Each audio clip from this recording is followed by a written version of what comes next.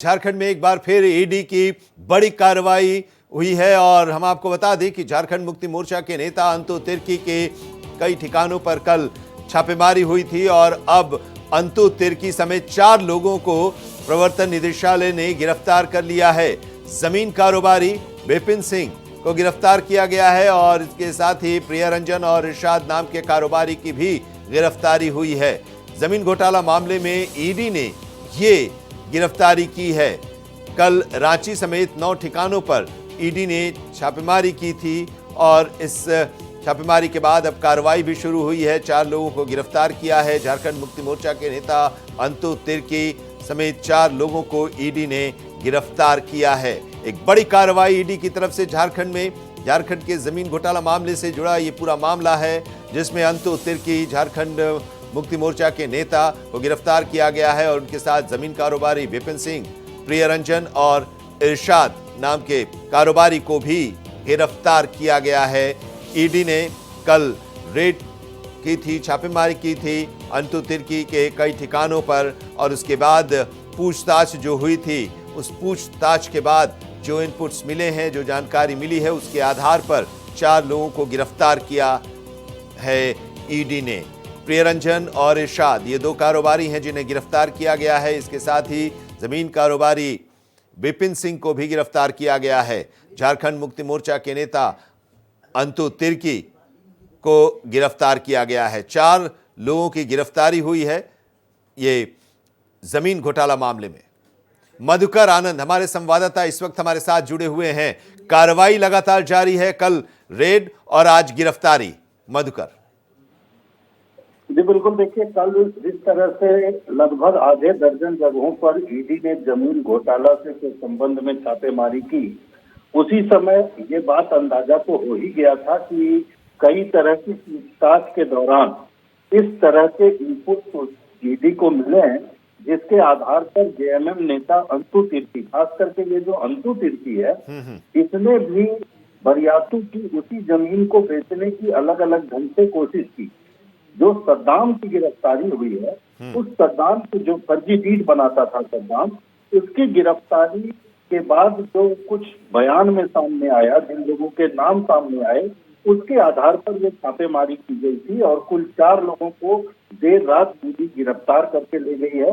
हालांकि ये कहा जा रहा है कि अंतु तिर्की और विपिन सिंह 2 लोग हैं जिनको गिरफ्तार किया गया है और बरियातू की उस जमीन के घोटाले से संबंधित कई जानकारियां और दस्तावेज इनके यहाँ से मिले हैं जिसके मामले में हेमंत सोरेन जेल में बंद है। तो ये जो ईडी की कार्रवाई है, इसको विशुद्ध रूप से इस रूप में देखा जा सकता है कि ईडी अपने केस को ज्यादा से ज्यादा पुख्ता बनाने की कोशिश कर रही है। वो कोर्ट के सामने ये बता देना चाहती है कि ये तार इतने लंबे हैं, ये जाल इतना गहरा बुना हुआ है कि इस जाल को पूरी तरह से देखने समझने के लिए तमाम तरह की जानकारियां चाहिए, लंबा वक्त चाहिए और जितना वक्त चाहिए उतना दिन हेमंत सोरेन का जेल में रहना जरूरी है। तो ये जो मूल रूप से ईडी की कार्रवाई है उसको इस रूप में समझा जा सकता है। जी, यानी कि जो 2 मामले जिन पर जांच चल रही है और कार्रवाई भी हो रही है हेमंत सोरेन के खिलाफ, एक तो खनन का मामला और दूसरा जमीन घोटाला का जो मामला, उसी जमीन घोटाले के तार अंतु तिर्की से भी जुड़े हुए हैं जिस पर यह कार्रवाई हुई है।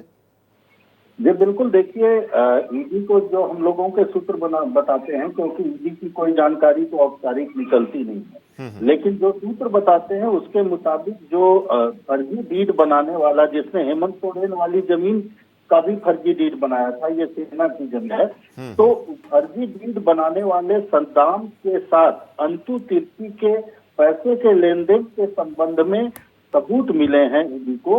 उन सबूतों के आधार पर ही ये छापेमारी की गई है और जेएमएम का बहुत पुराना कार्यकर्ता है, ये गुरुजी के समय से काम कर रहा है जेएमएम में। यहाँ तक कि जेएमएम का जो प्रधान कार्यालय है वो भी इसके घर के एक हिस्से में बना हुआ है। तो कुल मिलाकर जेएमएम के अंदर किस तरह से इस घोटाले के तार जुड़े हुए हैं और पार्टी के अंदर किस तरह से फैले हुए हैं, इस चीज को साबित करने के लिए अंतु तिर्की की गिरफ्तारी हुई है।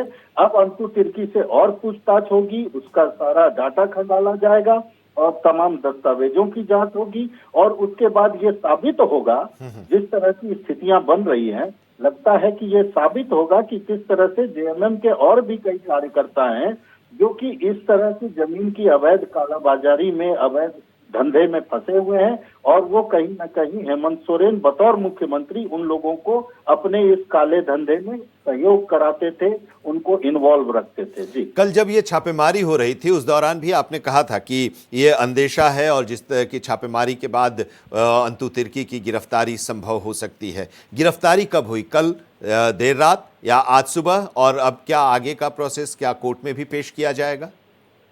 नहीं, देखिए, जो बताया जा रहा है कि ईडी ने काफी देर तक, सुबह से ही छापेमारी चल रही थी और देर रात गिरफ्तारी की बात सामने आ रही है। अब कहीं न कहीं इन लोगों से पूछताछ जो है वो महत्वपूर्ण होगा। इन लोगों को रिमांड में लेगी ईडी, रिमांड में लेने के बाद पूछताछ की जाएगी और कई सबूत मिले हैं।